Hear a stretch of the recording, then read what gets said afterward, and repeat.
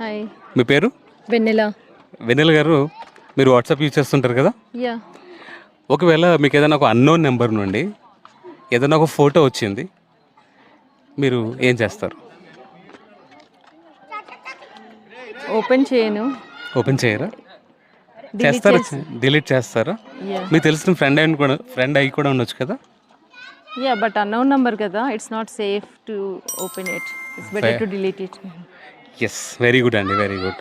Unknown number నుంచి ఒకవేళ అది సేఫ్ కాదంటున్నారు కదా, ఏం సమస్య అవ్వచ్చు అని గెస్ చేయగలరా? ఈ మధ్య కాలంలో అయితే టెక్నాలజీ ఎక్కువైపోయింది కదా, అందుకనే నేను అనుకుంటున్నాను it's not to safe open it, అందుకనే డిలీట్ చేసేస్తాను ఫస్ట్ రాంగ్. ఫెంటాస్టిక్. అలా ఆ, ఒకవేళ దాన్ని ఓపెన్ చేస్తే కనుక మీ మొబైల్ హ్యాక్ అయ్యే అవకాశం ఉంటుంది. యా.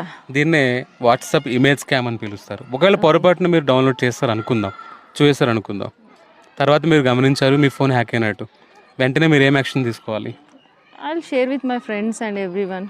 ఇంకా అట్లాంటివి ఏమైనా ఉంటే నేను ఫ్యామిలీ అండ్ ఫ్రెండ్స్కి స్టేటస్లో కానీ అలాంటివి పెట్టేసి చెప్పేస్తాను అందరికీ. ఈలో మీ ఫోన్ హ్యాక్ అయిపోయింది కదా, సో దానికి మీరు సొల్యూషన్గా ఏం చేస్తారు?